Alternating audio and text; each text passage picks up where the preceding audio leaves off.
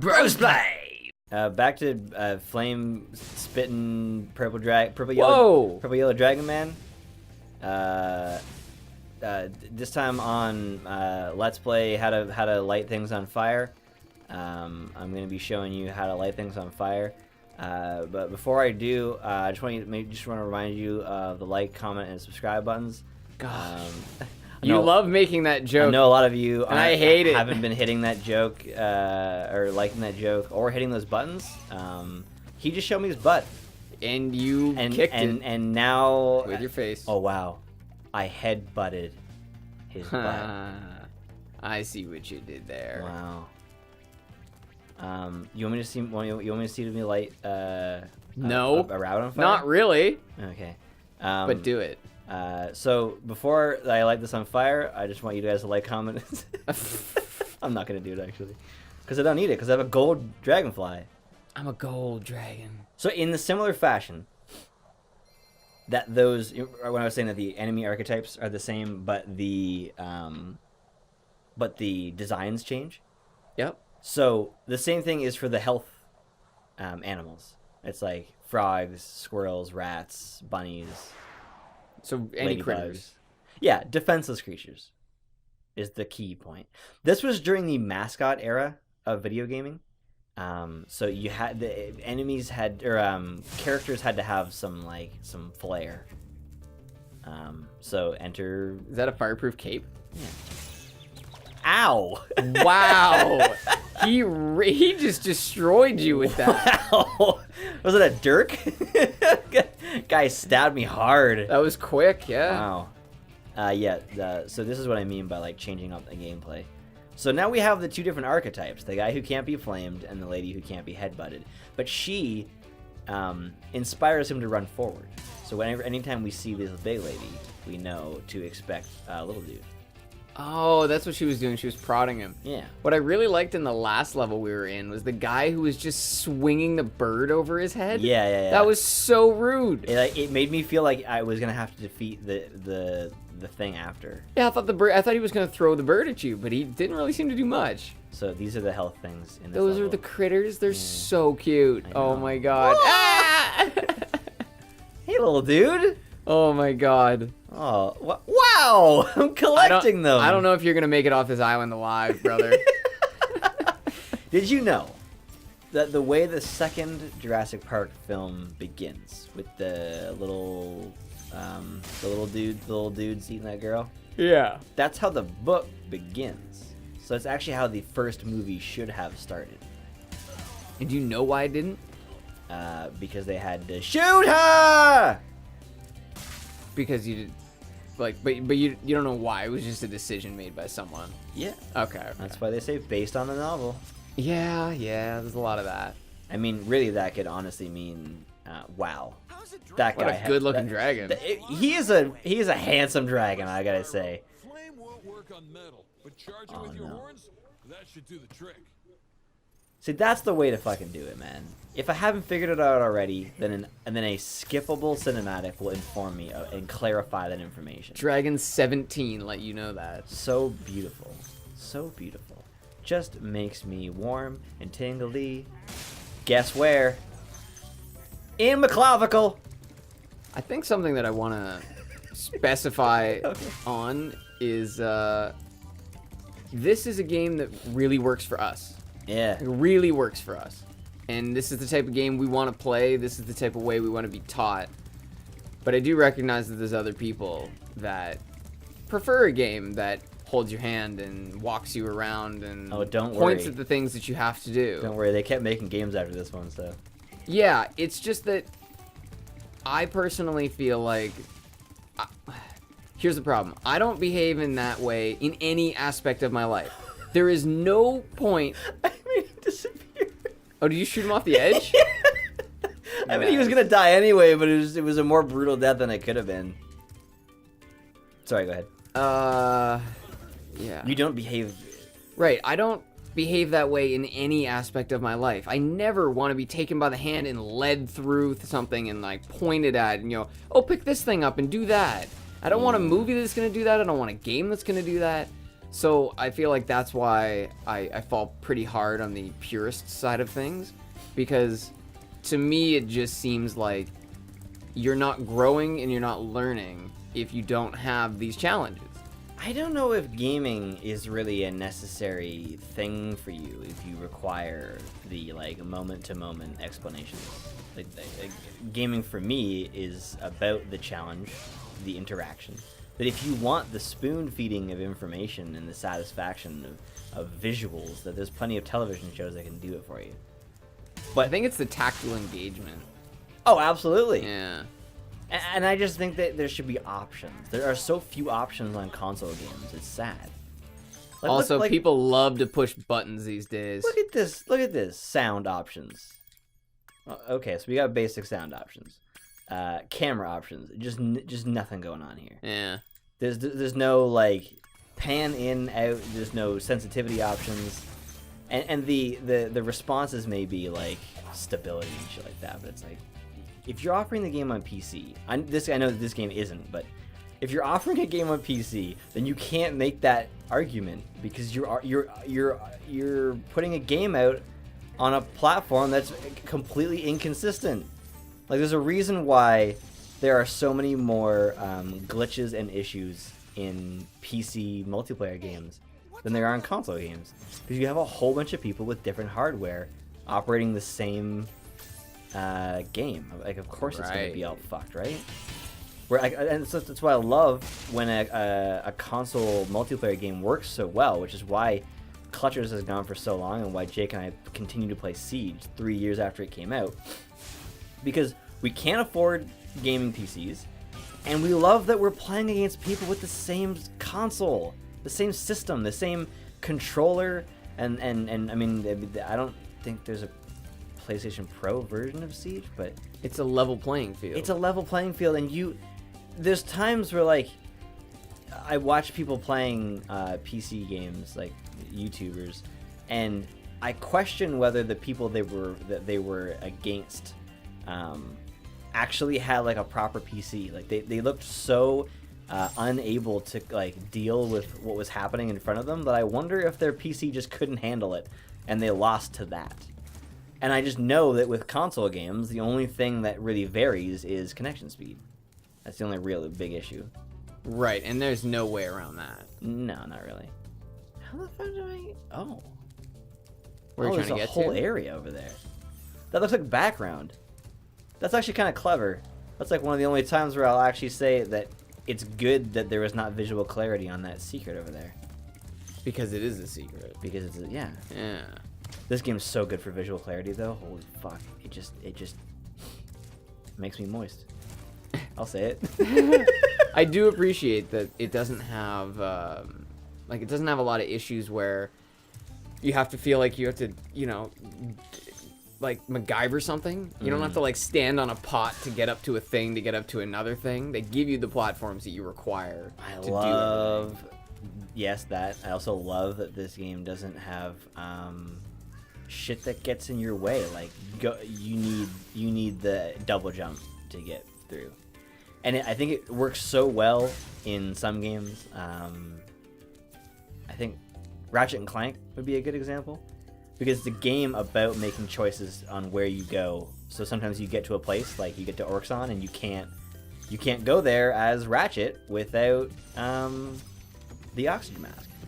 And you can't get the oxygen mask without doing the thing. Like, the shit that gets in your way in Ratchet makes for a better experience. Whereas, like, the next game after this, like the Spyro 2, just does, like, intentionally time-wasting shit. It just bugs the hell out of me. I just want to highlight that these little elevators that show up once you've accessed an area are unreal. They're beautiful. It's such a great way to design a video game.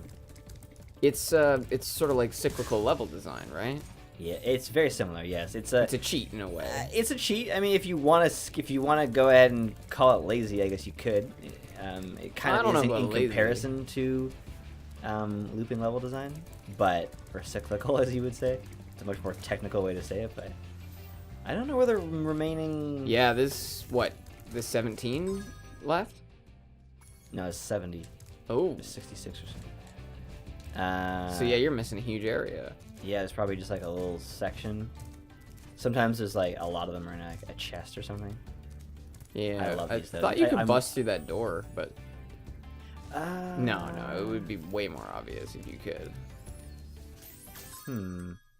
This is what the map is for. The map. The map. The Right. map is for. The map, guys. Map, man. Doesn't look like any stone was left unturned. I'm betting you're right. It's probably a single chest hidden under or around something. Under the bridge? That would be convenient. Little troll protecting a nice little stash. I should say that although the sensitivity of the camera is very low, our one remedy, which is not really a fair remedy, is that the L2 button like snaps the camera to Oh, okay. direction. Hang on, go back that way. I'm okay. going there. Don't worry, bro. I thought you. Yeah. I have the attention span of a household cat. Anyways, if you hold the L2 button, you can get like a pretty whippy camera. It doesn't feel good, but that's why. This is exactly why they didn't want the sensitivity to be high, because it feels terrible. Because the frame rate and the motion blur definitely fucks with you. Right. Combined, they sort of. Yeah. It's motion sickness that you mean, end up getting, right? Yeah, which is funny because it's called motion blur, which I guess is because it's connected to motion, so it's not funny at all. It actually This actually is makes the perfect sense. Start of the level. All right. Yeah. Oh, I see them. So you got to go up to the left and then fly down. Look at those clouds, bro. That's not how clouds move. This is a purple yellow dragon game, man. It's not about how things work. It's how you want things to work. It's not about doing, brother. It's about allowing. So, anyway, speaking of clouds, I was on a drive heading down to Toronto, and I turned the corner onto this road that, oh shit. Each of their pots is going to have some. I have to go back and get every one of them. So I turned onto this road that runs north-south. I think you already got that one back when you... Oh, accidentally. Yeah. So I turned onto this road that runs north-south, and the general like geography between Toronto and a few hours north of Toronto is that it all slopes downwards towards Lake Ontario. So it's all one big, long, gradual hill. So I turn onto this road that runs north-south, and I'm facing south towards Toronto. And it actually looked like there was mountains in the background. And it took me a while to realize they were clouds settling over the lake. There was such a thick mass of clouds, I actually thought there was white mountains for a That's minute. Wild. Yeah, they were. I really wish I wasn't driving so that I could have taken a picture. But, yeah, it was pretty cool. And they didn't look anything like that. They did not look like purple dragon clouds. All right, well, we're just gonna go ahead and Yeah, that's good enough. We're gonna pull a mulligan. Maybe that one. Maybe that one. Oh, no. See, it's funny that there's like a checkpoint up here, and that just to me means that like they know. Oh. They know that people want to play video games, and they're like, people are gonna want to play video games in ways that we don't tell them, and they're gonna want to go back. So all these Hang on, that levels, one's got to be lit. Is it not lit? No. Would you say it needs to be There reignited? you go. So lit. Yeah. Yeah, I would say screw it. Just go. Colander was lit, bro. Yeah, the cauldrons are being lit. But yeah, so they designed the levels in a fashion where you can kind of like breeze through one section, and then they kind of just leave it up to you as to whether you want to go back. But here's the problem. It's kind of like in Mario 64 where you need a certain amount of dragons to move forward. The problem is there's a point like 2 or 3 hub worlds in where you need like a lot of dragons to move forward. It's like almost every one of them. I think there's like 2 that you don't have to get in order to move forward. So, and they don't explain that. So it's like it's a bit of an annoying thing. But at the same time, I also love how polished this is. Like when I go over to it, like the camera actually changes. to make it easier to use. The cannon. They did a good job with them. But the cool thing is that I can go to all these levels and I can just travel to them at any point. There's a fast travel option because they knew that the game is not a grounded fucking game. It's a game about Purple Dragon, so it's okay for you to be able to fast travel to places. This is my favorite dragon, Magnus. God, he's so cool. Make sure to keep him strong by feeding him lots of butterflies. He's got like a fighting stance. That's pretty cool. I do love the personality that all the dragons bring to this. Yes. Oh, I see what you're up to. Yeah. Killed that. I'm gonna over here. I'm gonna kill this little chest right in front of me. Oh, Maybe okay. Go ahead and hit that one too. Maybe just kill these things for fun. Hey. What I love about going for Hundo P on the well in general is that this game was designed very well to do the collectathon thing, and it just that sounds like a pretty no shit situation, but it's not always how it works. And a lot of games throw in collectibles that are just like first of all, why would I care? Like, it's like the game's not about collecting things, and then there's just this aspect of collecting things. I've never been here. Really? Yeah. Interesting. I managed to completely miss the ice cavern. We're in. So is this a hub world? Yes. Okay. That was but it's also a level.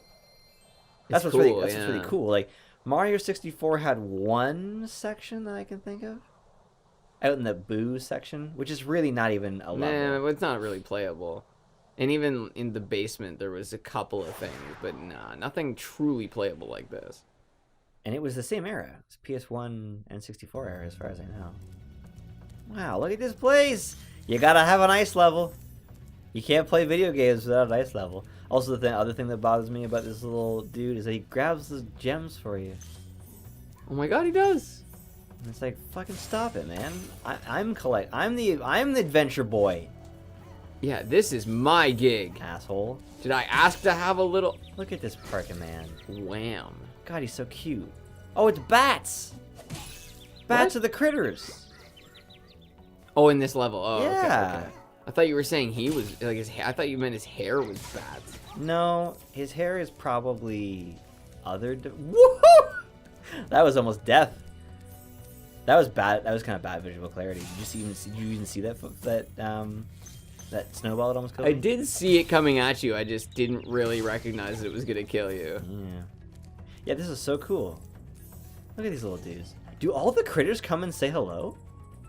It seems like Wow. it, and I guess that's just for easy collectability. I think it's also to add a little like, wow, that was bright. Ulrich? Caution, little one. Wait until you grow big, like me, before charging those large enemies. Oh, that's a really cool way of saying you can't charge the large enemies. But it also kind of implies that you're going to get bigger one day, which is not the truth. Yeah, that's not going to happen. Not in this game. There's actually a level in this game where these dudes are turning enemies big and small, and it changes how the level is played. And I was so excited because I thought they were going to make me big too, but it didn't happen. But hey, maybe in a new Spyro game, maybe if enough people generate interest about the reigniting, maybe they'll make another one. I don't fucking know. That's what you're hoping for, It's right? not like video games are businesses and based on relevancy and other stuff. Yeah, that's another criticism I imagine people would have of our, I guess, take on the industry, is that, you know, we don't have to be profitable. Like, we don't have to make profitable games. It's not like this is a thing that, you know, we do and do well. There's plenty of games you know what? There's not. There's not. The argument I have about video games is like 20 years old. It's the successful games like this came out in the 90s.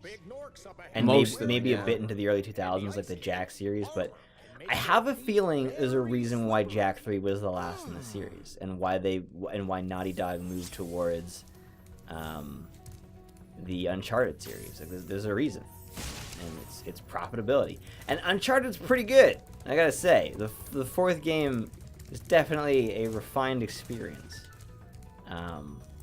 But and who knows? Maybe it was a decision from a development standpoint. Maybe they were just done with smashing their face right into platforms like that. Maybe they were just done with Jack. You know, they just wanted to do something exciting. But then they made 4 Uncharted games, which I'm glad for. Oh, I'm so sorry. You can already not comment on that. I'm aware of my failings. Overconfidence is a slow and insidious killer. Yes, it is. It gets I'm glad they made 4 Uncharted games because the 4th one's the only one that I liked. So you're glad they kept going instead of leaving it as a dead series? Well, it wasn't dead, but... See if you can get it. Oh, I can get it, dude. If there's one thing I can do, it's Gladwell. Nice. In fact, I'm starting me and Dragon Boy are starting a company. It's called Gladwell. You can call me Maxwell Glidewell. Ooh, I like that. I like how I'm lighting people on fire in a snow level. It's almost like it would hurt a lot more. Yeah, because they'd be cold. Yeah. Yeah. Because I've had that before, where I go from a really like wicked hot summer day into a very frigid air conditioned place, and it's like being in the sub-zero temperature for like 30 seconds. I get the exact opposite actually, because I work outside in the winter, and you're freezing, and then you have to walk back to your vehicle, and so your body is like so rapidly warming up that I'll sometimes get like pins and needles in my feet. Just because they're not ready for this. They've been standing for 8 hours in cold, and now they're trudging through snow. Do you know what Pins and Needles is about?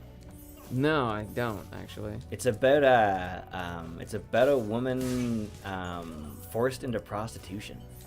Sorry, what is Pins and Needles? Oh no, sorry. Yeah. No, Standing in the Rain. Sorry. Pins and Needles, I think, is about drugs. Shit, you're talking about the Billy Talent song. Yeah. I was actually talking about Pins and Needles. Oh, no, that just comes from it feeling like pins and needles. I thought you were going to explain how Pins and Needles happens. No. Anyway, so, Standing in the Rain. I never knew what that song was about. And what is it? What is it about? It's about a woman forced into prostitution. Oh. My pride, these men have taken it from me. Oh, Jesus Christ. Yeah. People like to forget. People like to not focus on what... No, I don't mean about that. I mean, they like to not focus on what a song is actually about. They're much more interested in the beat. I'm not sure if I know how to defeat this guy. I think I charge him... Oh, nice. Wow. I don't know what to think about that. Like, well, not specifically that song, because I don't even think that was on the radio. But like Santeria is it's a pretty dark song. I don't quite understand it. But he says that if he finds his Hannah and his Sancho that she's found, he pop a cap in Sancho and smack her dead. Yeah, he does say smack her dead. And there's a part where he says that I won't like hesitate to burn this. Headbutt them. Oh, woo! It's not that precise. There we go. Like I won't hesitate to shove that barrel straight down Sancho's throat. Believe me when I say I've got something for his punk ass. And that's on the radio on a regular basis. Totally just like, I love this song. It's like, it's also called Santeria, and the first line is, I don't practice Santeria, so the song is actually not named after what it's about. Yeah, it's confusing. And then, and it's like, oh, then like Scar Tissue by, what's it called? Chili Peppers? Right. It's about like extreme, I think heroin addiction? Oh, Jesus. Yeah. Yeah, it's just so easy to like to distract people with the medium rather than the content, right? I forget what it was, but there was a song that I heard yesterday that I haven't heard since university, and I just remember thinking, this is actually really messed up. Like the subject matter of this song is like really not okay. It's not cool at all, but it's just one of those songs it's on, you hear it. It's oh, I know what it is. It's Cruise by the Florida Georgia Line. Oh.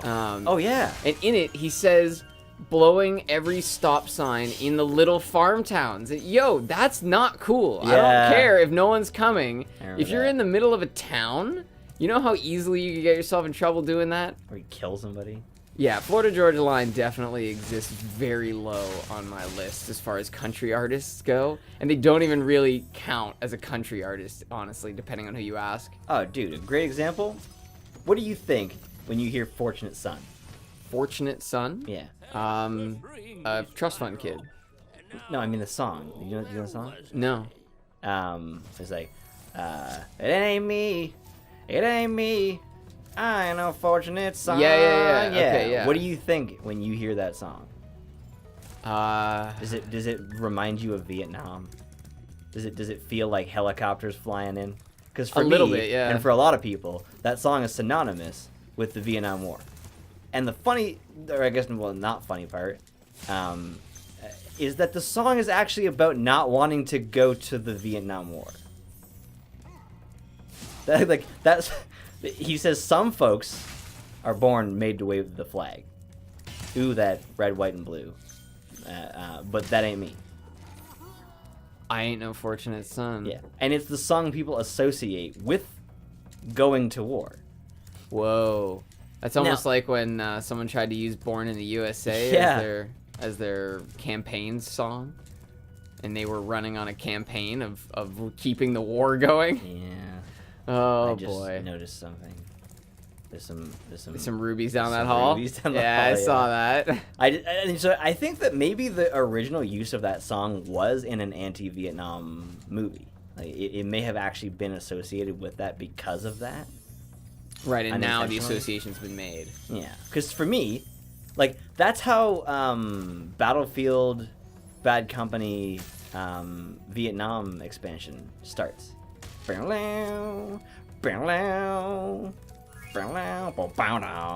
it's like, oh yeah, fucking right, get some. And then you find out that that's actually a song written during the Vietnam War. Man, is the Vietnam War ever important for American culture, like understanding American culture. They all are. Well, yeah, I mean, of course they all impact it, but like more recently, it has such a huge, profound effect on music and the people's mindset. It was like the center point. It was the theater that like all of an amazing amount of change in Western culture happened around that war. It's the fact that we never learned about it in Canadian history classes is Yeah. a little disappointing. Everything we learned was from popular culture. It's like, well, you got to teach Canadian history, and I agree, but to not understand the Vietnam War is to risk doing it again. Not that an insurgency war that went on for way too long ever happened after that. But anyway, that's my piece on that. All right, So well. on that very drab note, hope everybody has a good night. Yeah. Hope everybody's a fortunate son. Like fortunate in the sense that you have good gains. In life. Hug somebody. And in exercise. Yeah. So next time, maybe more exciting conversation. Who knows? It's a wild ride. Don't forget your homework. Hug somebody. Oh yeah.